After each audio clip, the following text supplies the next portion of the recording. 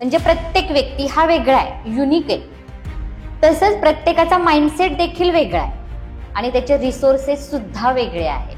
शाळेतली जी लहान मुलं असतात त्या मुलांच्या अनालिसिसमध्ये काही कॉमन ट्रेट्स तुम्हाला सापडतात की किंवा हे स्पेसिफिकली सगळ्यांच्याकडेच आता दिसतंय, असं काय आहे का? की या मुलांचे इमोशन्स हे खूप भयंकर व्हायला लागलेले आहेत, हायपर व्हायला लागलेले आहेत, ॲडिक्ट व्हायला लागले. आणि हे फक्त आणि फक्त स्क्रीन टाईमचाच परिणाम आहे. माझी लाईफस्टाईल जसं मी सोशल मीडियावर जसं बघतोय किंवा पिक्चरमध्ये बघतोय तशी माझी लाईफस्टाईल झाली पाहिजे. आता मुलं त्यांच्या मेंटल हेल्थबद्दल खूप जास्त सजग झालीत किंवा ते खूप जास्त काय म्हणतो आपण त्याला की रणवीर सिंगच्या भाषेत फ्रजाईल झालेत, त्यामुळे त्यांना छोट्या छोट्या गोष्टी अफेक्ट होतात लगेच. जेव्हा जनरेशन गॅप हा वाढत गेला तेव्हा हे की माझे आई वडील मला समजू शकत नाही. पालकांनी तो विचार सुद्धा थोडासा केला पाहिजे ना की मी काय बोलतोय त्याचा परिणाम काय होईल हे माहिती पाहिजे पालकांना. या प्रश्नाचं उत्तर अगदी काळजीपूर्वक आहे का. वयात येण्याचं वय हे खूप अलीकडे आलेलं आहे आणि याच्या विरुद्ध लग्नाचं वय हे पुढे गेलेलं आहे, म्हणजे वाढतं वय आहे. त्यामुळे मी इथं सांगेन की 30 वर्षाच्या आत एक तरी बाळ झालंच पाहिजे. बाळ 40व्या वर्षी झालं तर ते बाळ जेव्हा 10 वर्षाचं असणार आहे तेव्हा तुम्ही किती वर्षाचं असणार आहे? 50. अरे तुम्ही वय वर्ष 18 पासून 30 पर्यंत काय केलं? खरंय, या वयात तुम्ही सेटल झालंच पाहिजे. मंडळी नमस्कार. मॅडस्परी टॉक्सवरच्या आपल्या नवीन पॉडकास्टमध्ये तुम्हा सगळ्यांचं खूप खूप स्वागत. आजच्या पॉडकास्टमध्ये आपण काय बघणार आहे, कुणाला भेटणार आहे? तर बऱ्याचदा पालकांना त्यांच्या पाल्यांशी काहीतरी बोलायचं असतं, पण आपण काहीतरी बोलल्यानंतर समोरची व्यक्ती कशी घेईल, आपलं बाळ बालिका कसं घेईल हे पालकांना माहिती नसतं आणि त्यामुळं ते कोणती तरी व्हायरल झालेली रील हे माझं म्हणणं आहे असं समजून आपल्या पाल्याला पाठवत असतात. अशाच बऱ्याच रील ज्यांच्या पालकांनी त्यांच्या मुलांना पाठवल्या अशा सातारच्या ग्राफोलॉजिस्ट आणि NLP कोच स्नेहल मॅडम आपल्या पॉडकास्टमध्ये आज आलेल्या आहेत. त्यामुळे आपण आज त्यांच्याशी गप्पा मारूयात. तत्पूर्वी मॅडम तुमचं पॉडकास्टमध्ये खूप खूप स्वागत. नमस्कार. येस मॅडम, तुम्ही ग्राफोलॉजी करता म्हणजे हँड रायटिंग अनालिसिस करता, तर त्या अनुषंगाने मला एक प्रश्न विचारायचा आहे. ते म्हणजे आता अनालिसिस करत असताना शक्यतो शाळेतली जी लहान मुलं असतात त्या मुलांच्या अनालिसिसमध्ये काही कॉमन ट्रेट्स तुम्हाला सापडतात की किंवा हे स्पेसिफिकली सगळ्यांच्याकडेच आता दिसतंय, असं काय आहे का? येस आहे. म्हणजे 2 ते 3 ट्रेट तर असे आहेत की आत्ता म्हणजे अलीकडे ते दिसायला लागलेले आहेत. की एक म्हणजे डिझायर टू डिफरंट, म्हणजे मी कोणीतरी वेगळी आहे हा दाखवण्याचा म्हणजे ट्रेट हा हँडरायटिंग मध्ये दिसतोय. मग मी चांगला आहे किंवा मला अट्रॅक्ट करायचे, मग एक चांगल्या गोष्टीद्वारे किंवा मग मी जर चांगल्या गोष्टीद्वारे कोण माझ्याकडे अट्रॅक्ट होत नाहीये तर मी काहीही करू शकतो, म्हणजे त्यात वाईट गोष्टी सुद्धा करू शकतो. कारण त्या ट्रेट असा आहे की डिझायर टू डिफरंट, म्हणजे मला काहीतरी वेगळं करायचंय आणि मला अट्रॅक्ट करायचंय, लक्ष वेधून घ्यायचे. तर हा खूप कॉमन ट्रेट आलेला आहे. तसाच एक आहे ओव्हर थिंकिंग, म्हणजे नको त्या गोष्टींचं ओव्हर थिंकिंग, जे आपण आता बघतोय की अंबानींच्या लग्नात एवढ्या मोठा खर्च केला, मग ओव्हर थिंकिंग काय होते, मला हा एवढा पैसा कमवायचा आहे, मला हे असं करायचंय. आणि हे शाळेतली मुलं विचार करतात, शाळेतली मुलं म्हणजे 8 to 10th मधली मुलं हा विचार करायला लागले. म्हणजे हे असं खूप ट्रेट आलेला आहे. म्हणून मी जस्ट एक 8 ते 10 मुलांना म्हणजे 1 to 1 बोलवून घेतलं आणि विचारलं, बाळा ओव्हर थिंकिंग करतोयस तू, कशाचं करतोय? तर ही सेम कॉमन गोष्ट आली की मला खूप पैसे कमवायचे, जसे अंबानी आहेत, रतन टाटा आहे, असे त्यांनी नावं घेतली, एलन मस्क आहे, अशी त्यांनी नावं घेतली आणि म्हटले आम्हाला तसा पैसा कमवायचा आहे.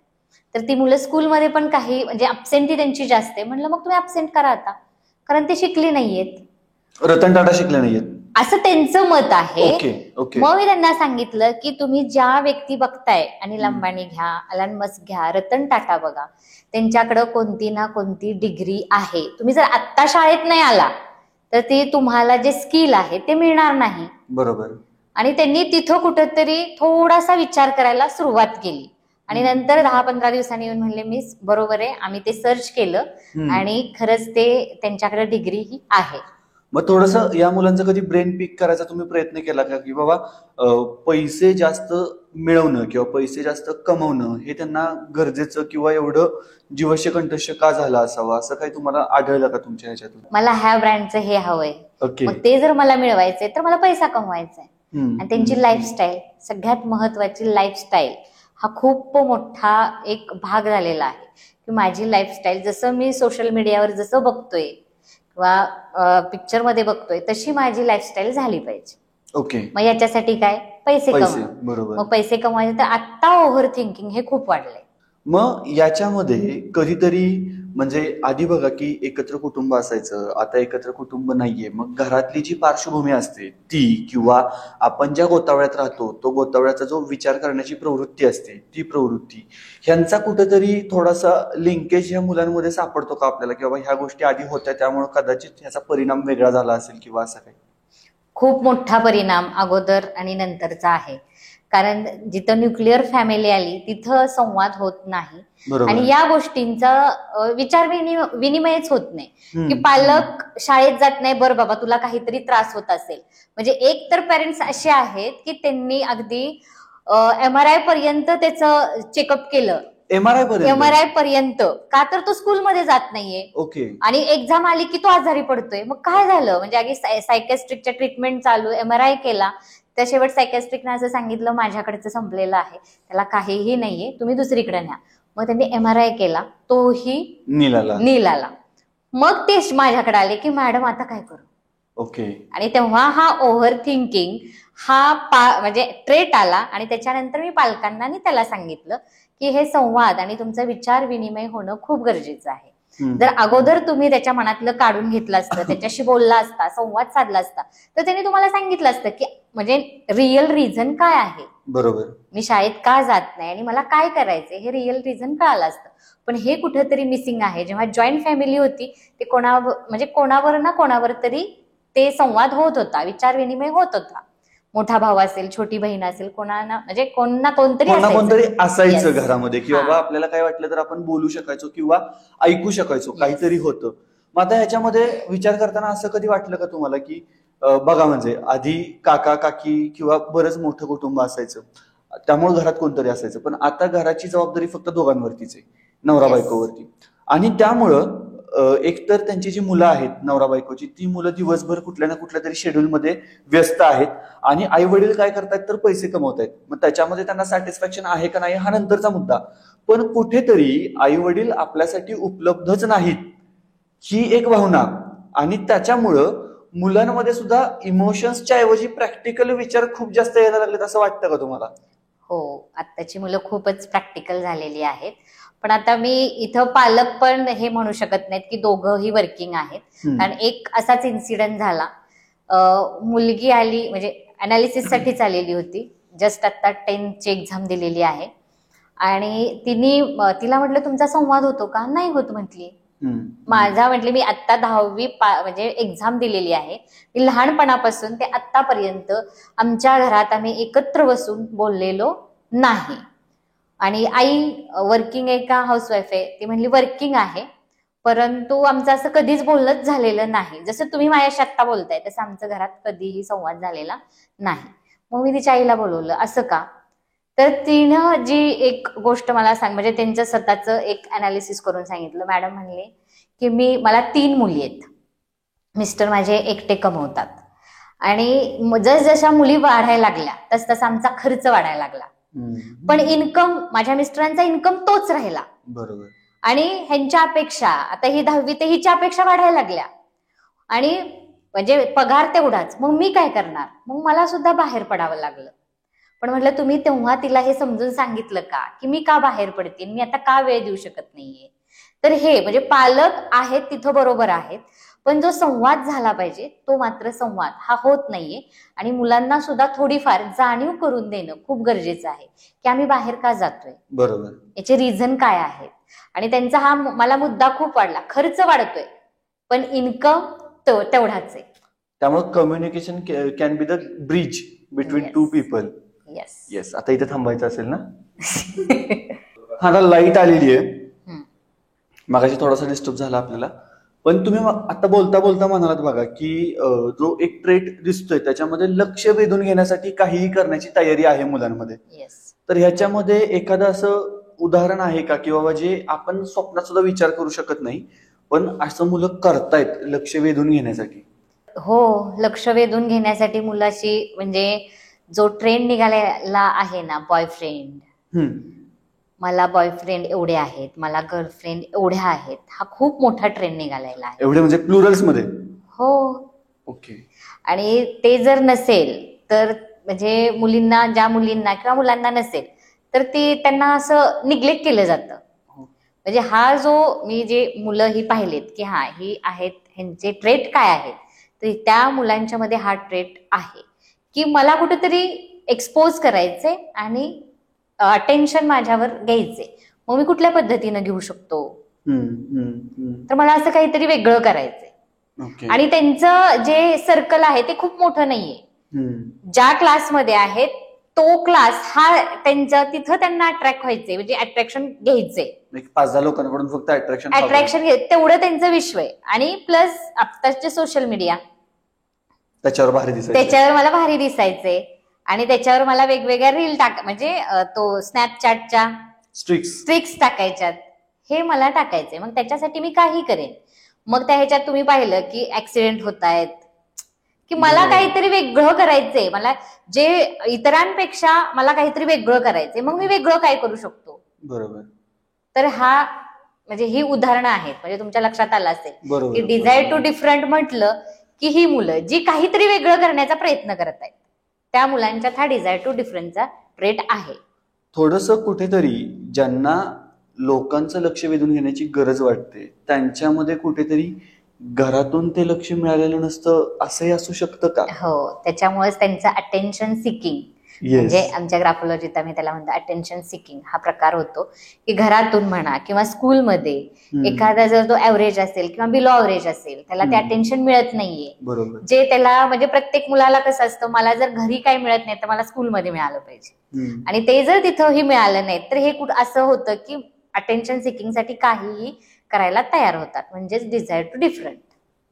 आता यामध्ये म्हणजे परत थोडासा आपला जो टॉपिक ठरलाय त्याच्या थोडासा वेगळा प्रश्न विचारतो की बऱ्याचदा पालक कंपॅरिझन करत असतात किंवा मोठी माणसं कंपॅरिझन करत असतात की अरे आमच्या वेळी असं नव्हतं, किंवा आमच्या वेळी आमचे घरचे तर आमच्याशी असे वागत नव्हते, आमचे पालक तर आमच्याशी असे वागत नव्हते, किंवा त्यांनी बोलताना कधी तारतम्य ठेवून बोललंय असं नाही, कधीतरी शब्द पालकांकडून सुद्धा सुटले असतील. पण मग ते तसंच फॉलो करणं गरजेचं आहे का, की आता मुलं त्यांच्या मेंटल हेल्थ बद्दल खूप जास्त सजग झालेत, किंवा ते खूप जास्त काय म्हणतो आपण त्याला की रणवीर सिंगच्या भाषेत फ्रजाईल झालेत, त्यामुळे त्यांना छोट्या छोट्या गोष्टी अफेक्ट होतात लगेच? पालकांनी तो विचार सुद्धा थोडासा केला पाहिजे ना, की मी काय बोलतोय त्याचा परिणाम काय होईल हे माहिती पाहिजे पालकांना. हो, बदलायची म्हणजे गरज तर आहेच. कारण आमचा काळ हा काळ ह्यात खूप फरक झालेला आहे. बरोबर. कारण मागच्या काळात म्हणजे जे पालक म्हणत होते की आमच्या काळात असं, आमच्या काळात तसं, कारण तेव्हा त्या काळात एक्सपोजर मिळालेलं नव्हतं. आणि आता एवढं एक्सपोजर आहे की आपण ते थांबवू शकत नाहीये.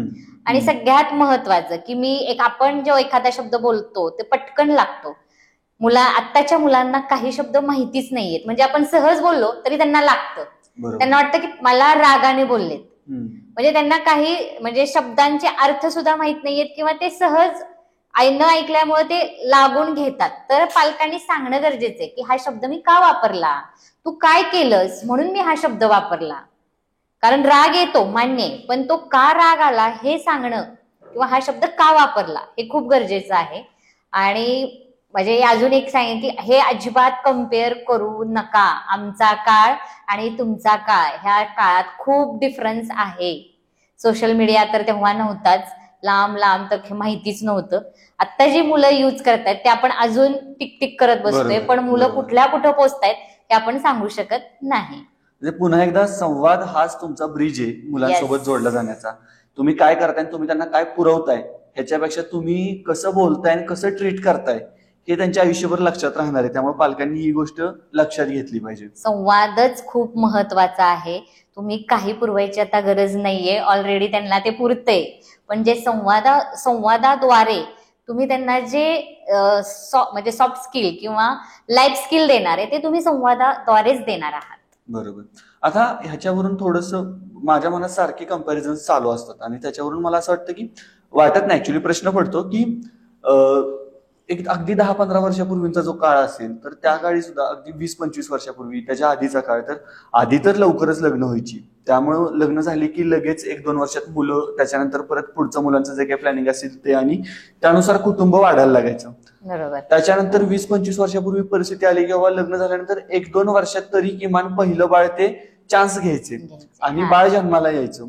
आता परिस्थिती आपण असं बघतो की बऱ्याचदा मी अजून सेटल व्हायचंय किंवा आमच्याच अजून गरजा भागत नाहीयेत, अजून बाळाचा विचार कसा करू.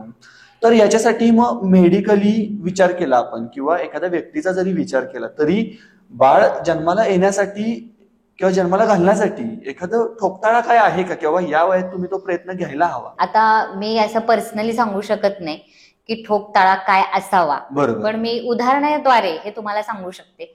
आणि हे उदाहरण किंवा हे जे माहिती आहे ती सगळ्यांना, म्हणजे ऑल ओव्हर सगळ्यांनाच माहिती आहे. आता मीच तुम्हाला एक प्रश्न विचारते, चालेल? हो हो नक्की. हा, तर मला सांगा, बाळ जन्मायला म्हणजे जन्म घ्यायला किती वेळ लागतो? 9 महिने. 9 महिने. ओके. बरोबर. तर पहिलं एक 9 महिने 9 दिवस हा एक काय म्हणजे क्रायटेरिया आहे की युनिव्हर्सल आहे तो, म्हणजे हा मी किंवा कोणी ठरवलाय असं नाहीये. 9 महिने, पूर्ण 9 महिने हा दुसरा आहे. आणि तिसरं म्हणजे काय, तर खूप प्रॉब्लेम असतील तर 8 महिने पूर्ण झाले पाहिजेत, 9वा लागला की लगेच डिलिव्हरी झाली पाहिजे. बरोबर. म्हणजे हे युनिव्हर्सल आहे. तर ह्या 3 ह्याच्यात जर बाळ जन्माला आलं तर आपल्याला काहीही काळजी नाही. बरोबर. बरोबर.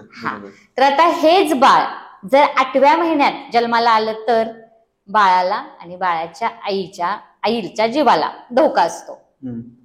हेच बाळ जर 7व्या महिन्यात जन्मलं तर काय होतं की आपल्याला बाळाची जास्त काळजी घ्यावी लागते. बरोबर. की अंडर ऑब्झर्वेशन, आणि ते 9 महिने 9 दिवस पूर्ण होईपर्यंत आपल्याला ते बाळ अंडर ऑब्झर्वेशनच ठेवावं लागतं. ओके. आणि आता हेच बाळ जर 6व्या, 5व्या, 4थ्या महिन्यात जन्मलं तर याला तुम्ही कितीही म्हटलं ना, जसं तुम्ही म्हटला सायन्स वगैरे वगैरे, कितीही सायन्स पुढे गेलं, टेक्नॉलॉजी आली, कितीही अगदी फॉरेन मधून तुम्ही डॉक्टर बोलवले तरीही आपण या बाळाला काही करू शकत नाही. तसंच सेम आपल्या वयाचं सुद्धा आहे. म्हणजे 0 ते 18 वय वर्ष 18 पर्यंत आपल्या बॉडीची योग्य ती वाढ होत असते. आणि 18 ते 30 वर्ष हे आपलं वय, म्हणजे कसं टीनेज, म्हणजे आपण अडल्टमध्ये जातो, तिथून लग्न आणि तिथून हे, आणि 30शी झाली की आपण म्हणतो बघा आता माझी 35शी आली, माझा चष्मा लागला, माझी 35शी आली. पुढे 40 इकडे गेलो की कोणाचा गुडघा दुखतो, कोणाचा हात दुखतो, झालं आता 40शी आली, सांधेदुखी चालू होती. आता मला तुम्हीच सांगा की ह्या कुठलं वय योग्य आहे? कारण हे मी असं सांगू शकत नाही, कारण प्रत्येक व्यक्ती वेगळी आहे, त्याचं माइंडसेट वेगळं आहे आणि त्याची परिस्थिती, काही गोष्टी ह्या वेगळ्या आहेत. पण हे करत असताना तुम्हाला या गोष्टींचा सुद्धा विचार करणं गरजेचं आहे की योग्य वय हे तुमचं तुम्हाला ठरवता आलं पाहिजे. आणि अशा गोष्टी असतात की ज्या गोष्टी आपण टाळू शकत नाही. येस. म्हणजे कदाचित 40शी नंतर जसं वडिलोपार्जित संपत्ती मिळते तसे वडिलोपार्जित रोग सुद्धा येतात. येस. त्याच्यामध्ये मग त्यावेळी सुद्धा आपण काय करणार याचं आपल्याकडे प्लॅनिंग नसतं. त्यामुळं योग्य वय काय हा ज्याचं त्यानं ठरवावा ऍक्च्युली, पण योग्य वयात झालेलं बरं असतं असं स्नेहल मॅडम सांगतात. येस, योग्य वयातच होणं गरजेचंच आहे. पण याच्यामध्ये मॅडम आणखीन एक गोष्ट आहे की बऱ्याचदा लग्न झालेले कपल्स असतात आणि त्यांचं म्हणणं असतं की आम्ही अजून बाळासाठी तयार नाहीये, किंवा आम्हाला चान्सेस घ्यायचा नाहीये, किंवा आम्ही अजून सेटल नाहीये. म्हणजे सेटल हा एक फार महत्वाचा शब्द आमच्या पिढीसाठी आता गरजेचा आहे की सेटलिंगच्या व्याख्या प्रत्येकाच्या वेगवेगळ्या असतील, पण मी सेटल नाहीये हा खूप मोठा मुद्दा आहे. मग अशा कपल्सला तुम्ही बाळाच्या दृष्टिकोनातून काही सांगू शकाल का? कारण आता तुमच्याकडे जी मुलं येतात त्यांच्यामध्ये जे तुम्हाला ट्रेट्स जाणवतात त्यांचं उगम कुठेतरी इथेच आहे असं मला वाटतं, म्हणून मी हा प्रश्न विचारतोय. खरंच अगदी हे म्हणजे योग्य प्रश्न तुम्ही विचारताय. आता जसं मी म्हंटल की योग्य वय तुम्हीच ठरवायचंय. बरोबर. तसंच ह्याला सुद्धा मी सांगेन की प्रत्येक गोष्टीला तुम्हाला बाउंड्रीज ठरवणं खूप गरजेचं आहे. आता तर मी म्हणत नाही की लग्न 25 वर्षाच्या आत होतं, म्हणजे 25 वर्षानंतरच मोस्टली लग्न होतं, म्हणजे तिशीकडे पण जातं. बरोबर. आता समजा की तुमचं 40व्या वर्षी लग्न झालं किंवा बाळ झालं, लग्न अगोदर झालं असं आपण समजू, आणि बाळ 40व्या वर्षी झालं, तर ते बाळ जेव्हा 10 वर्षाचं असणार आहे तेव्हा तुम्ही किती वर्षाचं असणार आहे? 50. बघा, आता हे जे आहे तुम्ही 50 वर्षाचं असणार आहे. आपली आजी आजोबा म्हणजे ती एक पिढी, बरोबर, आई वडील ही एक पिढी, आणि हे जे बाळ आहे ती एक पिढी. जेव्हा बाळ 10 वर्षाचं होणार आहे तेव्हा 50 वर्षाचं असताना तुम्ही कुठल्या ह्याच्यात असणार आहे? की आता निवृत्तीचे वेध लागले. येस. आणि ही जी न्यू जनरेशन आहे त्यांचा आणि आपला जो जनरेशन गॅप आहे हा कधी भरू शकतो का? नाही. आणि ह्याच्यावरून एक मी तुम्हाला उदाहरण म्हणजे एक अनुभव सांगते. एक मुलगी माझ्याकडे आली आणि म्हटली, मॅडम माझ्या आई वडिलांचा म्हणजे माझे विचार समजून घेण्याची त्यांची कपॅसिटी नाही. म्हणजे हा प्रश्न कधी उद्भवला? जेव्हा जनरेशन गॅप हा वाढत गेला तेव्हा हे की माझे आई वडील मला समजू शकत नाही. म्हणजे तिचं एक म्हणणं असं होतं की मी एखाद्या मुलावर सहज बोलले तरी लगेच मी नाही तू त्याच्याशी बोलतीस, मग तुझं काय आहे का? म्हणजे पूर्वीच्या काळात असं होत होतं की बोललं की ते म्हणजे काहीतरी आहे म्हणून ती बोलतायत, पण आता तसं नाही. खूप फ्रीडम आपणच दिलेला आहे, त्यामुळे खूप फ्रँकली बोलतात, पण आपण लगेच टॅग लेबल आणि काय आहे का असं नाही म्हणू शकत. तेव्हा तिला मी म्हटलं मग तुझं काय? मीच म्हटली तुम्ही पण असं म्हणू नका. आम्ही जस्ट कसं असतं म्हटली, मला एक्सप्रेस व्हायचं असतं. मैत्रिणींबरोबर बोललं तर त्या लगेच म्हणजे गॉसिप चालू होतं. मग एक असं की जिथं मला बोलता येईल. त्यामुळं आपले आणि त्यांचे विचार हे समजून घ्यायला आपण त्या शूज मध्ये गेलो तर होऊ शकतं, अन्यथा 50च्या वयात 10 वर्षाचं मूल असेल तर हे कधीच शक्य होणार नाही. ह्या केसेस मध्ये पुढे काय झालं? म्हणजे आता ह्या मुलीचं आणि पालकांचं पुढे काय झालं? आले का ते एका पेजवरती का नाही? आले. मी त्या वडिलांना आईला समजून सांगितलं आणि त्याचा बराच काळ गेला आणि ती मुलगी आणि आई वडील आता ते बरोबर त्या ट्रॅकला आलेले आहेत आणि ते समजून घेण्याचा प्रयत्न करतायत. आणि जसं तुम्ही मला प्रश्न विचारला की कम्पेअर तो काळ हा काळ कम्पेअर करायचा का नाही, तर मी त्यांना सांगितलं आता काळ कम्पेअर करू नका. तर आता खूप मोठा ट्रेंड आहे तो की बीटीएस. मग पालक बरेच असे यायचे की ती काहीतरी बघतीये, तर ती काहीतरी बघत नाहीये, तो ट्रेंड आहे, बीटीएस आहे, कोरियन आहे. मी तर म्हटलं तुम्ही पण त्यांच्या बरोबर बघा. नाही खरंच ही खूप म्हणजे महत्वाची गोष्ट आहे. मुलं जे करतायत ना त्यात तुम्ही बघा, करा, तेव्हा इन्व्हॉल्व्ह व्हा, तेव्हा ती मुलं तुमच्याजवळ ओपन होणार आहेत. हा माझी आई बघतीये ना, मला चालतंय ना, आईला चालतंय ना, तर चला मी पुढचं पण, हे तुमच्या पुढे ओपन होणार आहे. त्यामुळे मुलंही तुमच्या पुढे एक्सप्रेस होतील आणि तुम्हाला सांगायला सुरुवात करतील की आम्ही काय करतोय, आम्ही फोनवर काय बघतोय. बरोबर. पण तुम्ही इथं माझा काळ तुझा काळ कम्पेअर करत बसला तर तुम्हाला नाही दाखवणार. मुलं असंही म्हणतात तुला काय कळत नाही ग, नको कळू देण्याचं चित्र बघा ना. आता आणखीन एक प्रश्न आहे, याला अनुसरूनच आहे की आता काही लोक म्हणतात की आम्ही अजून सेटल नाहीये. दुसऱ्या बाजूला एका डायमेन्शनला अशी पण लोक आहेत की जी म्हणतात की लग्न ना व्हायचं तेव्हा होईल, करायचं तेव्हा करू, आता काय त्याचं. आणि त्याच्यानंतर मुलाबाळांचा तर त्यांच्या डोक्यात किंवा मनामध्ये विचार पण नसतो. तर मग ही प्रॉब्लेमॅटिक सिच्युएशन आहे पुढे जाऊन की हे असंच गेलं तरी चालू शकणार आहे? तुम्हाला काय वाटतं? तर याचं उत्तर मी तुम्हाला NLP थ्रू देऊ शकते. कारण यामध्ये कसं आहे, इमोशन्स वर्सेस लॉजिक. बरोबर. आपली बॉडी जी आहे ती प्रत्येक इमोशनला प्री डिटरमाइन करून ठेवलेली आहे. म्हणजे फॉर एक्झाम्पल कधी आपण आपल्या बॉडीकडे लक्ष देतो का की कोणत्या स्थितीला, म्हणजे आपल्या बॉडीच्या इमोशनला काय आपली बॉडी रिस्पॉन्ड करते किंवा काय इंडिकेट करते, हे कधी आपण पाहिलंय का? म्हणजे जेव्हा खूप आनंद होतो तेव्हा आपली बॉडी काय इंडिकेट करते किंवा काय रिॲक्ट होते, काय रिस्पॉन्ड करते. तर काही लोक असे असतात, खूप आनंद होतो तेव्हा डायरेक्ट चेहऱ्यावर हास्य येतं किंवा हात पटकन उचलला जातो, एखाद्याला मारला जातो, टाळी दिली जाते. हे असं होतं काही. आणि दुसरी सिच्युएशन असे की खूप दुःख होतं, हम्म. तेव्हा आपोआप आपल्या डोळ्यातून पाणी येतं. बरोबर. ही बॉडी प्री करून ठेवलेली आहे की प्रत्येक इमोशनला ती सिच्युएशन आपल्या बॉडीकडून घडत असते. आता मी तुम्हाला परत प्रश्न विचारते, तुम्हाला जेव्हा खूप राग येतो तेव्हा तुमची बॉडी काय रिस्पॉन्ड करते? मे बी मी खूप जास्त पाणी पितो त्यावेळी, असं काहीतरी असतं, किंवा हात थरथरतात, Yes. किंवा शब्द फुटत नाही कधी कधी असं होतं, किंवा नाक अचानक लाल भडक होतं, हा डोळे मोठे होतात किंवा असं काही होतं. हो, तर हे कधी आपण पाहिलंय का? नाही. तर आपली बॉडी प्रत्येक इमोशनला इंडिकेट करत असते. हम्म. सेम तसं आहे जेव्हा आपलं लग्न होतं. लग्न झाल्यानंतर म्हणजे आपल्या भावना ह्या खूप उत्तेजित होत असतात, तेव्हा आपल्याला बॉडी इंडिकेशन देत असते, रिस्पॉन्ड करत असते. मला आता काय हवं आहे, मला कधी बाळ हवं आहे, ही बॉडी तुम्हाला सांगत असते. तुमचं मन सांगत असतं, तुमच्या भावना बोलत असतात, पण तुम्ही याच्याकडे लक्ष देत नाही. आणि तुम्ही कसा विचार करता? लॉजिकली. जसं तुम्ही म्हणला मी आता सेटल नाही झालो, किंवा मला असं वाटतंय की मला अजून पैसे कमवायचे, किंवा मी त्याला वाढवण्यासाठी कपॅबल नाहीये, माझी फॅमिली आहे, मला माझ्या तिकडं आई वडिलांना पैसे द्यायचे, किंवा असंही होतं की माझं बाळ सांभाळायला कुणी नाहीये. बरोबर. हा पण आता मोठा प्रॉब्लेम, खूप मोठा प्रॉब्लेम आहे की माझं बाळच सांभाळायला कोण नाहीये. बरोबर.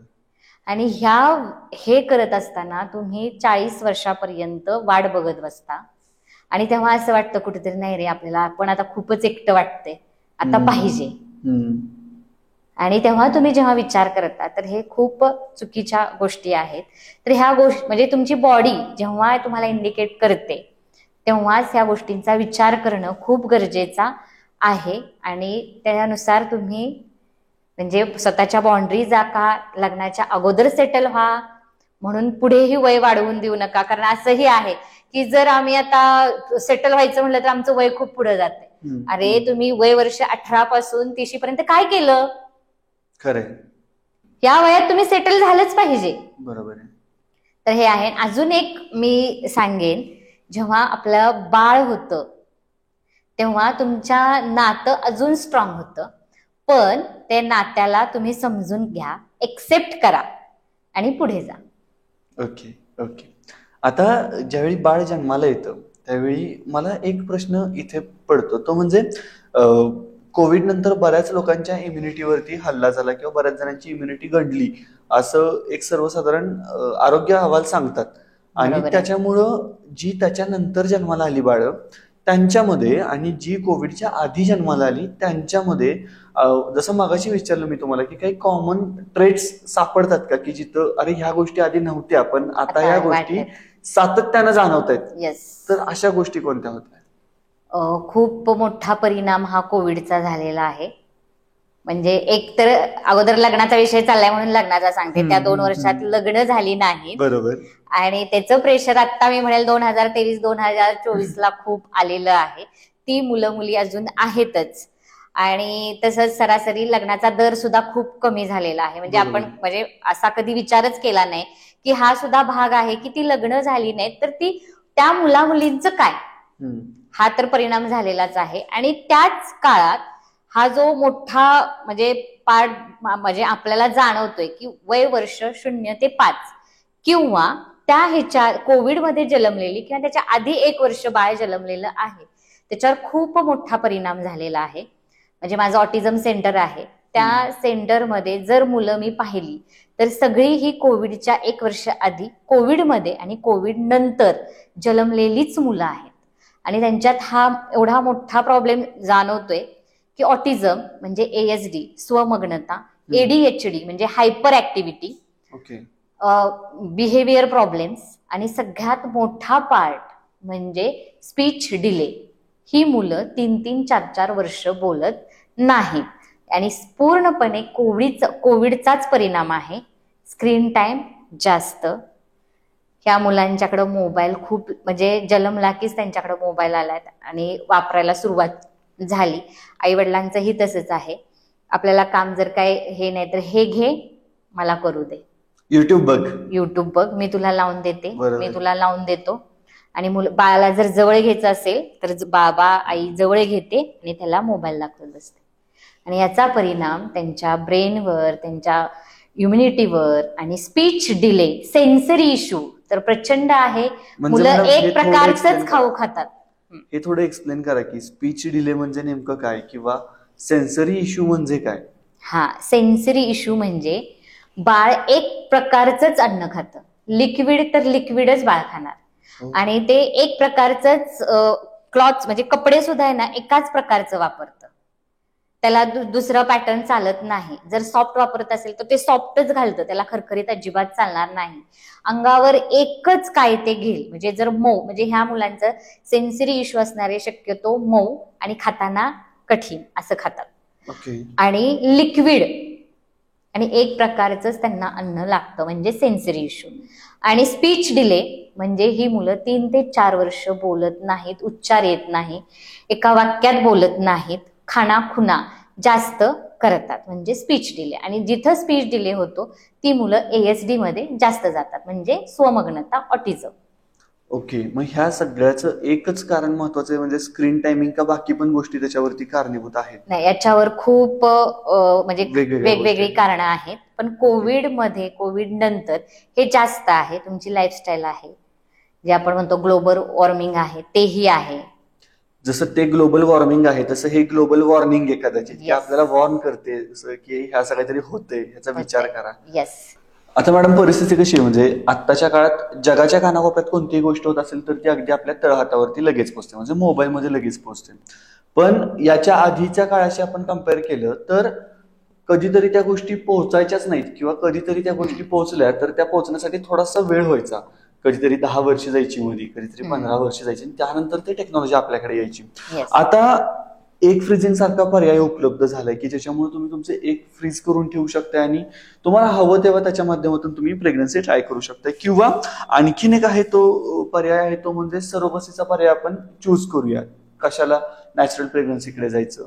तर याचा काही परिणाम बाळावरती किंवा प्रेग्नन्सीमध्ये होत असतो का? ऑब्व्हियसली, अगदी बरोबर आहे तुमचं. आता पण हे तुम्ही 2 पार्ट मध्ये मी उत्तर देते की जसं तुम्ही अगोदर म्हटला की इन्स्टंट किंवा क्षणात मिळत होतं, आपण 10-10 वर्ष वेट करत होतो, त्याचं एक. आणि म्हणजे सरोगसी आणि एग फ्रीजिंग ह्याचं मी दुसरं, अशा 2 पार्ट मध्ये तुम्हाला सांगते. ओके. आता आपण जसं म्हणतो 2 मिनिट्स में मॅगी तयार. आता हे सगळ्यांना माहितीये की हे इन्स्टंट होतं, पण याच्याबरोबर साईड इफेक्ट सुद्धा तेवढेच आहेत हे सुद्धा सगळ्यांना माहिती.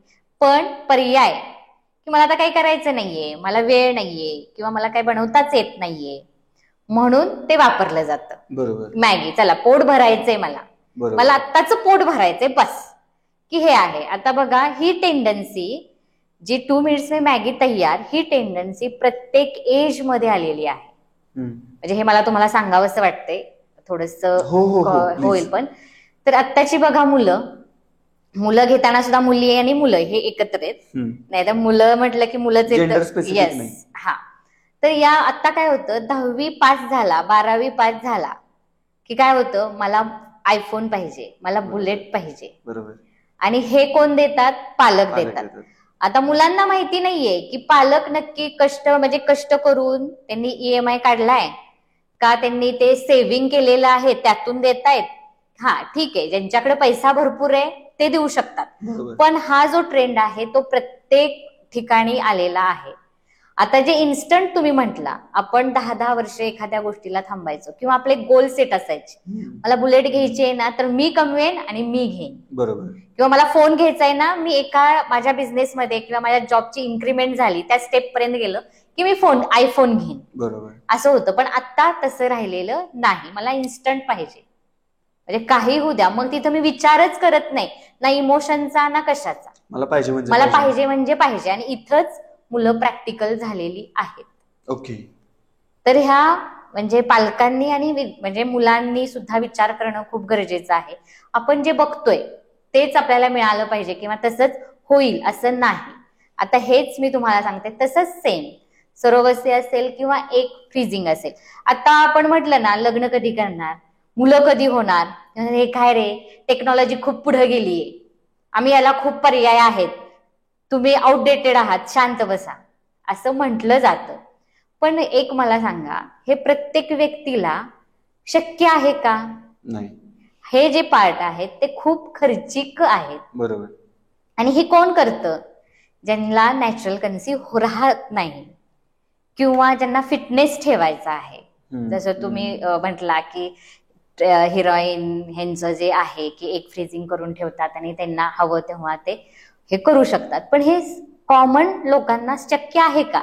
नाही. आणि हे फिटनेसचा पार्ट आहे, खर्चिक पार्ट आहे आणि खरंच ज्यांना कन्सीव्ह होत नाहीये ते हे यूज करू शकतात.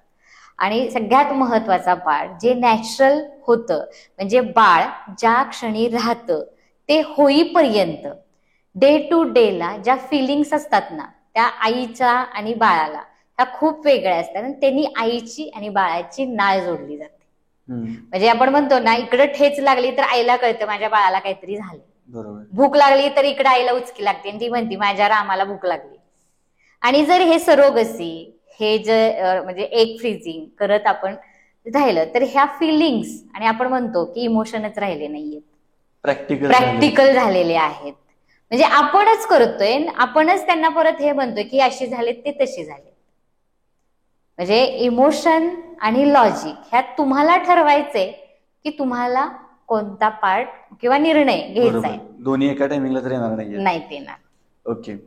याच्यामध्ये आत्ताच्या पालकांकडे सुदैवाने किंवा दुर्दैवाने म्हणा गॅजेट्स खूप आहेत. त्याच्यामध्ये लॅपटॉप आहेत, टॅब्स आहेत, मोबाईल्स आहेत, टीव्ही आहे घरात, स्मार्ट टीव्ही आहे आणि बऱ्याचशा गोष्टींमध्ये लहान मुलंही पालकांचं अनुकरण करत असतात. त्यामुळे या गॅजेट्सचा परिणाम मुलांवरती मेडिकली काय होतोय का, मेंटली काय होतोय का, तुम्हाला जाणवलं का? असं खूप परिणाम होतोय. म्हणजे जाणवलं म्हणण्यापेक्षा मी तुम्हाला सांगते की फर्स्ट मेंटल हेल्थ मुलांची खूप डिस्टर्ब व्हायला लागली. तुम्ही डिप्रेशन हा शब्द कधी ऐकला किंवा कधी म्हणायला लागला? वय वर्ष 20-22 आय गेस, 22-25 तरी तुम्ही तेव्हा, आम्ही तर आत्ता म्हणायला लागला आम्ही डिप्रेशन आणि लगेच आम्ही स्टेट चेंज करतो आणि बाहेर पडतो. बरोबर. पण आत्ता मुलं दुसरी तिसरीत मी आत्ता डिस्टर्ब आहे, मी बोर झालोय किंवा ह्या मुलांना सतत एंगेजिंग पाहिजे, म्हणजे एंगेज राहायचंय. मग तुम्ही कुठलं काही द्या पण मला एंगेज राहायचंय. आणि आपण काय करतोय त्या मुलांना हातात मोबाईल देतोय. तुला एंगेज राहायचंय ना, तू मला त्रास देतोय, धर बाबा, बघ बाबा, पण मला शांत बस. याच्यामुळं मेंटल हेल्थ खूप खराब व्हायला लागलेली आहे. मुलं हायपर व्हायला लागलेली आहेत. म्हणजे काही इन्सिडेंट्स असे झालेत की पालक घाबरायला लागलेत, मुलं गळा सुद्धा पकडायला लागलेली आहेत सिरियसली. म्हणजे त्यांना असं वाटतंय की हे रात्रीत जर आम्ही फोन मागितला आणि ह्यांनी जर आम्हाला काय केलं तर, अशी पालकांच्याही मनात भीती आहे. कारण त्यांचे इमोशन्स खूप भयंकर झालेले आहेत. सतत स्क्रीन टाइम हा जास्त असल्यामुळं सतत त्याच ह्याच्यात. आणि एक तर असं उदाहरण सांगेन तुम्हाला की मुलं जी गेम खेळतात त्याचं पिक्चर ड्रॉ करायला लागलेले आहेत. ओके. म्हणजे अभ्यास करता करता पिक्चर ड्रॉ करतात. एका तर ह्याच्यात असं ड्रॉइंग होतं, 4 माणसं एका व्हॅन मधून निघालेत, ते बाहेर आलेत आणि फास दाखवलाय आणि खाली ते हे म्हणजे पडलाय आणि गन, म्हणजे जे त्या गेम मध्ये ते बघतायत त्याचं ड्रॉ आणि त्यांचं त्याच प्रकारचं त्यांची थॉट प्रोसेस होतीये. त्यामुळे ही या मुलांचे इमोशन्स हे खूप भयंकर व्हायला लागलेले आहेत, हायपर व्हायला लागलेले आहेत, ऍडिक्ट व्हायला लागले. आणि हे फक्त आणि फक्त स्क्रीन टाइमचाच परिणाम आहे. खूप जास्त एक्सपोजर मिळते आणि त्यामुळे त्या मुलांची जेवढी बौद्धिक क्षमता विकसित नाहीये की ते मिळालेले एक्सपोजर हँडल कसं करता येईल. आणि त्यासाठी पालकांचा फिल्टर तिथं असणं गरजेचं आहे, खूप गरजेचं आहे. म्हणजे त्यांचा मेमरीवर, डोळ्यांवर, शारीरिक हेल्थवर खूप परिणाम व्हायला लागलेला आहे. आता आणखीन एक लहान मुलांच्या बाबतीतच मला गोष्ट विचारायची, म्हणजे ज्याचा परिणाम आयुष्यभर खरं तर टिकत असावा, मला माहिती नाही. ते म्हणजे आधीच्या काळी बघा, एखाद्या घरात एखाद्या जोडप्याला एक 4-5 तरी मुलं बाळा असायची.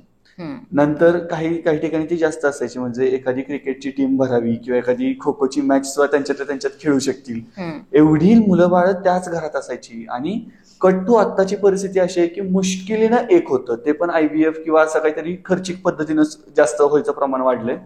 तर या एकच बाळ असल्याचा परिणाम बाळावरती आणि पालकांवरती कोणत्या प्रकारे होत असतो, ह्याबद्दल काही गोष्टी तुम्हाला जाणवल्यात का? सिंगल चाइल्ड म्हणायचं तर सिंगल चाइल्डच्या बाबतीत तुम्ही विचाराल तर हे मी तुम्हाला सांगते की सिंगल चाइल्डचा परिणाम हा मुलावरच होत नाही असं नाहीये, तर ह्याचा पालकांवर सुद्धा खूप मोठा परिणाम होतोय, की हे मूल आणि पॅरेंट्स हे दोन्हींवर आहे. कारण जिथं सिंगल चाइल्ड आहे तिथं पॉझिटिव्हनेस जास्त आहे, इनसिक्युरिटी खूप आहे आणि सेन्सिटिव्ह, पालक खूपच सेन्सिटिव्ह आहेत. म्हणजे जरा त्याला ठेच लागली, काय झालं बाळा तुला, उचललं की नेलं डॉक्टरांकडे. अरे काय हे, म्हणजे आपण म्हणायचं पडो जडो माल वाढो, तर आता माल वाढोच नाहीये, माल घ्या आणि दवाखान्यात पळवा. म्हणजे असं झालं. एक तुम्हाला उदाहरण सांगते, आमच्या शेजारी एक छोटं बाळ आहे, 1-1.5 वर्षाचं आहे आणि ते नुकतंच चालायला लागले आणि असे ते चालत चालत आलं आणि ते असं जस्ट पडलं. आजीने लगेच दुसऱ्या दिवशी त्याला हेल्मेट मागवलं. हेल्मेट? हो, ते गुडघ्याला लावायसाठी, की तो पडला तर त्याच्या गुडघ्याला लागू नये. हे आमच्या आजीचं नव्हतं प्रेम नाही, तुमच्या आजीचं प्रेम होतं, पण तिचं मत असं होतं की माझं नातू आहे ना तो इंडिपेंडेंट झाला पाहिजे आणि तो पडत पडत पटकन चालायला शिकला पाहिजे. ह्या आजीचं मत काय, त्याला लागलं नाही पाहिजे, मी उचलून गेलाय. म्हणजे ओव्हर पॅम्परिंग आता हे व्हायला लागलेलं आहे. त्यामुळे मुलं इंडिपेंडेंट होत नाहीत आणि जे होतात ते डायरेक्ट प्रॅक्टिकल, मला पडायचं नाही, मला 1 नंबरलाच जायचंय. कदाचित हिथूनच त्या बाळांना सवय लागते ना, की कोणतरी आहे उचलायला, कधीतरी आपण पडूच शकत नाही आणि ज्यावेळी पडतात त्यावेळी असे पडतात की कधी उठूच शकत नाही. त्यामुळे आपण लहान मुलांना कसं ट्रीट करतोय आपल्या घरातल्या, हे पण खूप जास्त विचार करण्याची गरज आहे. यासोबत म्हणजे जसं एकच बाळ असल्याचा परिणाम पालकांवरती होतो, तसं एकच पालक, सिंगल पॅरेंट, आपण आता ही टर्म खूप जास्त यायला लागली, कारण पालकांचे डायव्हर्स होत आहेत, पटत नाहीये आणि ते सरळ ठरवतात, प्रॅक्टिकल झालीत आता लोक, त्यामुळे ते म्हणतात की नाही राहायचं मला तुझ्यासोबत. मुलासाठी आधीची लोक तडजोड करून राहत होती, आताची लोक नाहीत राहतेत. मग याचा परिणाम मुलांवरती होतो का मॅडम? होतो सर, खूप मोठा परिणाम ह्या गोष्टीचा सुद्धा आहे. जसं तुम्ही म्हटला की आता सिंगल चाइल्ड हा एक पार्ट वेगळा आणि सिंगल पेरेंट्स हा एक वेगळा. तर ह्या सिंगल पेरेंट्स असणाऱ्या मुलांच्या ट्रेट खूप वेगळ्या आहेत. जसं की हे इंट्रोवर्ट आहेत, पटकन एक्सप्रेस होत नाहीत, सिलेक्टिव्ह लिस्नर आहेत. म्हणजे ठराविक व्यक्तींचंच ऐकतात, सगळ्यांचं ऐकत नाहीत. मला जे करायचं म्हणजे दाखवणार, हा मी ऐकतोय पण मला जे हवं तेच मी करणार. रिसेंटमेंट म्हणजे एखादी गोष्ट आता आपण कमिटमेंट केली आणि ती नाही मिळाली तर त्यांच्या मनात सतत टोचत असते. आणि ते रोज त्यांना ते आठवून त्यांना मानसिक त्रास, कारण एक्सप्रेस होता येत नाही. जेव्हा आई वडील दोघं असतात तेव्हा एक म्हणजे एकानं रागवलं, एकाने नाही म्हटलं तर ते दुसरीकडे जातं. बरोबर. की पप्पा, माझे पप्पा मम्मी मला असं हे हवंय, ती नाही म्हणते, मग तुम्ही मला कधी द्याल. त्यांना एक्सप्रेस करायला जागा ही दोन्ही असणं गरजेचं आहे. म्हणजे हे सायकोलॉजी आहे की मुलगी ही वडिलांना अट्रॅक्ट असते आणि मुलगा हा आईला अट्रॅक्ट असतो. आणि जेव्हा हे होतं तेव्हा यांचं कम्युनिकेशन स्किल खूप चांगलं होतं आणि यांच्यात जो बॉन्ड आहे तो खूप छान असतो. पण हे विरुद्ध आहे, आई, मुलगा, मुलगी आणि वडील. मुलगीला तर आयडियल पर्सन म्हणजे हा तिचा पहिला बापच असतो. म्हणजे ही खूप मोठी गोष्ट आहे आणि त्याच्यामुळे सिंगल पॅरेंट्स हे त्यांचे इमोशन्स म्हणजे बॅलन्स करू शकत नाहीत. कितीही तुम्ही त्यांना सांगा की आपल्याला हे नाही, ते समजून घेण्याचा प्रयत्न करतात, पण ज्या वेळेस त्यांना त्या व्यक्तीची गरज आहे ते मिळत नाही आणि त्यामुळे रिसेंटमेंट हा ट्रेट येतो आणि त्याचे परिणाम शरीरावर हे जास्त होतात. बरोबर. आता आपण म्हणतो की नॅचरल प्रेग्नन्सीचा रेट कमी होतोय किंवा IVF सारख्या खर्चिक गोष्टींचं प्रमाण वाढायला लागलंय. काही लोक सरोगसी ट्राय करतायत, काही लोक आणखीन वेगवेगळे ऑप्शन्स शोधले जात आहेत. पण मुळात मला प्रश्न विचारायचा की हे ऑप्शन्स का शोधले जात आहेत? IVF सारखी खर्चिक पद्धत का शोधावी लागते आपल्याला? नॅचरल पद्धतीनं कन्सिव्ह का नाही होते? याच्या मागे काही कारण असतील ना? या प्रश्नाचं उत्तर अगदी काळजीपूर्वक आहे का, वयात येण्याचं वय हे खूप अलीकडे आलेलं आहे आणि याच्या विरुद्ध लग्नाचं वय हे पुढे गेलेलं आहे, म्हणजे वाढतं वय आहे. त्यामुळे मी इथं सांगेन की 30 वर्षाच्या आत एक तरी बाळ झालंच पाहिजे. ओके. कारण जे इन्फर्टिलिटी आहे याचं डायरेक्ट ओव्हरी डिसफंक्शनशी संबंध येतो आणि याचा संबंध हा पोल्युशन, लाईफस्टाईल, स्क्रीन टाइम आणि ग्लोबल वॉर्मिंगवर आहे. आणि या गोष्टींचा जर तुम्ही गांभीर्याने विचार नाही केला तर पुढचं ज्या येणाऱ्या समस्या आहेत त्यातला तुम्ही फेस करायला सज्ज व्हा, असं मी तुम्हाला सांगेन. बऱ्याचदा कसं होतं, आपल्याला बाहेरची गोष्ट दिसत असते, सारखी आपल्या मेंदूवरती हॅमर केली जाते, ती काही काळानंतर आपल्याला बरोबर वाटली जाते. त्याच्यामध्येच आणखीन एक आता ट्रेंड यायला लागला, म्हणजे जे सेलिब्रिटी कपल्स आहेत किंवा जे सेलिब्रिटीज आहेत, सिंगल असतील, तर त्यांची लग्न करण्याची वय जी आहे ती साधारणपणे आफ्टर 30, आफ्टर 35 इतक्या पुढे गेलेली आहे.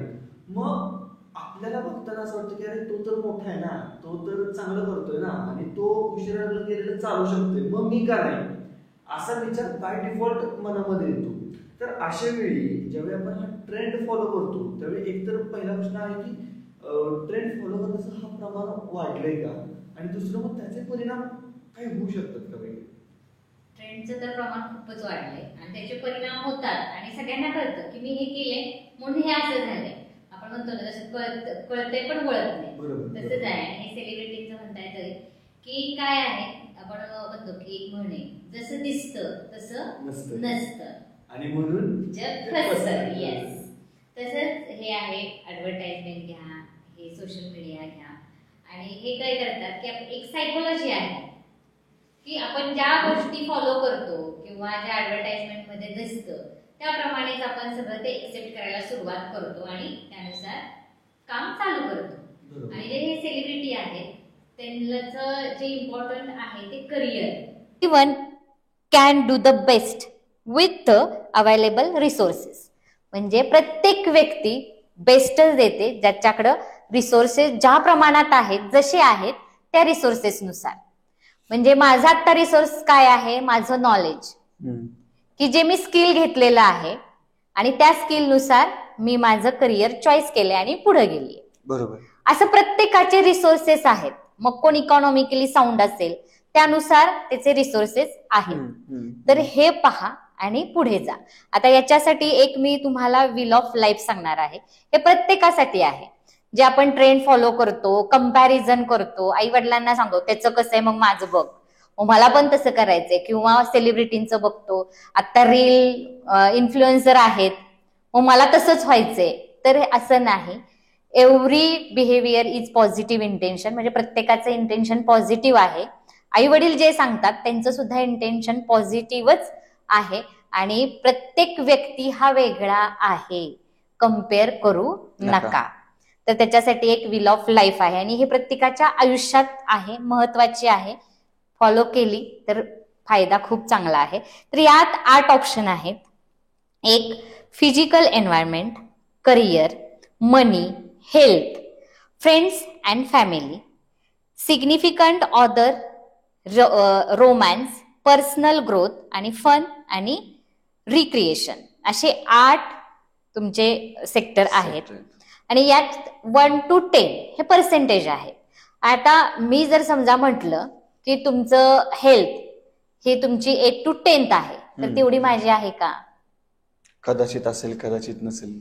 आता तो पण खूप मोठा ट्रेंड आहे, वेट लिफ्टिंग. मग त्याचे कसं हे फिटनेस आहे तसं मला करायचं आहे. तर आता त्याचा जो फिटनेस आहे तो तुमचा किती वर्षांनी होईल हे तुम्हाला त्या पर्सेंटेज मध्ये मांडता आलं पाहिजे. की वेट लिफ्टिंग करतोय पण त्यांनी लहानपणापासून त्याच्यासाठी सुरुवात केली, आणि तो जेव्हा तुम्हाला दिसतो प्राइज घेताना टीव्ही मध्ये दिसतो की हा आता मला हे असं व्हायचं, तुम्ही त्या पर्सेंटेज मध्ये कुठे आहात ते स्वतःचं व्हील तयार करा. तुमची पर्सनल ग्रोथ कुठं आहे, त्याची जी पर्सनल ग्रोथ आहे ती तुमची आहे का, हे तुम्हाला 1 to 10 यामध्ये चेक करणं खूप गरजेचं आहे. प्रत्येकाला निर्णय घेता येतो, प्रत्येकाला कम्पेअर करता येतं, पण जसं म्हणतो ना आपण आता मगाशी म्हटलं, जे कळतं पण वळत नाही. त्यामुळे योग्य डिसिजन घ्या आणि पुढे जावा. मॅडम, कोणतेही पालक असे नसतात की त्यांना वाटत नाही की आपल्या बाळाचं जे आयुष्य आहे ते कठीण जावं किंवा अवघड स्थितीत जावं. तर प्रत्येक पालकाला आपल्या बाळाबद्दल काळजी असते आणि त्याचं आयुष्य सुखकारक जावं असंच वाटत असतं. मग याच्यामध्ये ज्यावेळी पालक मुहूर्त बघून बाळाची जन्मवेळ ठरवायला लागतात की बाळ याच वेळेला जगात आलं पाहिजे म्हणजेच त्याचं सगळं चांगलं होईल, अशा वेळी मग जी बाळ जन्माला वेळ बघून येत नाहीत त्यांनी काय करायचं? ह्या सगळ्या गोष्टीकडे तुम्ही कशा पद्धतीने बघता? आता हे तुम्ही पूर्ण म्हणजे वेगळाच प्रश्न विचारलेला आहे, पण हा पण जसा ट्रेंड मध्येच आहे. येस येस, खूप मोठा ट्रेंड आहे. म्हणजे याच्यासाठी डॉक्टर वैतागलेले आहेत की ह्याच मुहूर्तात याच वेळेला बाळ जन्मालाच आलं पाहिजे, असं म्हणजे डॉक्टरांवर प्रेशर येतंय. ऍक्च्युली हा खूपच छान आहे प्रश्न. आता ग्राफोलॉजीत असं नाहीये, पण मी तुम्हाला सांगते की वेळ ही महत्वाची आहे, पण आजपर्यंत ऍज पर माय स्टडी की असं आपण सांगू शकत नाही की परफेक्ट त्या वेळेला बाळ जन्माला आलेलं आहे. एक्झॅक्टली. कारण जेव्हा सिझरिंग केलं जातं किंवा ज्या काही प्रोसेस असतील ती वेळ आणि बाळाचा आवाज ही वेळ यात खूप मोठा डिफरन्स आहे. आणि जसं ऍस्ट्रॉलॉजीनुसार सेकंदाचा सुद्धा विचार केला जातो, तर ही वेळ कितीही तुम्ही मुहूर्त बघा, ही वेळ मॅच करू शकत नाही. आणि जी वेळ आहे, आपण म्हणतो ना, कितीही तुम्ही असू द्या, पण ती ज्या वेळेला जन्मणार त्याच वेळेला बाळ जन्मणार. आता ठीक आहे, तुम्ही मुहूर्त करून सिझरिंग होतं म्हणून ते आपण करू शकतोय, पण हे प्रत्येकाला माहितीये कितपत योग्य आहे. आपण पत्रिका बघितलेली असतो. आता एक उदाहरण सांगते. आता एखाद्याच्या पत्रिकेत राजयोग आहे म्हणून आपण त्या मुहूर्ताला बाळ जन्माला घालू, आणि तुम्ही पहिल्या दिवसापासून माझं बाळ राजयोगात जन्मलं, माझं बाळ राजयोगात जन्मलं, त्याचा माइंडसेट काय केला तुम्ही की माझं बाळ राजयोगात जन्मले, त्याला काही नाही केलं तरी आपोआप सगळं मिळणार आहे. बरोबर. असं होईल का? नाही. का नाही होणार? राजयोगात आलं ना बाळ तुमचं. हातपाय मारले पाहिजेत ना त्यासाठी. येस. तुम्ही कुठल्याही मुहूर्तावर करा, हातपाय मारल्याशिवाय ते राजयोग आपोआप येणार नाही. विनाकारण स्वतःही प्रेशर घेऊ नका, डॉक्टरांनाही प्रेशर देऊ नका, आणि त्या बाळाला कोणत्या मुहूर्तात तुम्ही जन्माला घातले म्हणून ते वेगळं प्रेशर त्या बाळाला देऊ नका. काही त्याच्याकडून चूक झाली तर परत तुम्हीच म्हणणार आहे, अरे तुला या मुहूर्तावर आम्ही जन्माला घातले, तू असा का करतोयस, तू अशी का करतेस. म्हणजे ह्याचं प्रेशर पुन्हा त्या बाळावरच जाणार आहे. ठीक आहे, तुम्ही पत्रिका बघा, ओके, पण किती विश्वास ठेवायचा आणि किती फॉलो करायचं हे नक्की ठरवा. बरोबर. आणि आणखीन एक खूप महत्वाचा प्रश्न आहे, तो म्हणजे अरे तुझ्या वयात असताना मी स्वतःचा बंगला घेतला होता, किंवा तुझ्या वयात असताना माझं लग्न झालेलं, तुझ्या वयात असताना माझी 2 मुलं जन्माला आली होती, तुझं अजून लग्न नाहीये. असे प्रश्न बऱ्याचदा मोठ्या पिढींकडून ऐकायला येतात किंवा असे कमेंट्स ऐकायला येतात. तर त्याकडे दृष्टिकोन कसा असला पाहिजे, म्हणजे पालकांच्या बाजूने सुद्धा आणि ज्यांना ऍक्च्युली ते ऐकावं लागते त्यांच्या बाजूने सुद्धा, दोन्हीच्या बाजूने काय सांगाल का? आता अगोदर पण सांगितले आणि आत्ताही सांगते, जनरेशन गॅप हा खूप मोठा आहे. म्हणजे माझा एक व्हिडिओ व्हायरल झालेला आहे, तर त्या ज्या कमेंट्स आल्यात की माझ्या आजीला 14 मुलं होती, किंवा दुसऱ्याची अशी कमेंट आहे की मी 5वं अपत्य.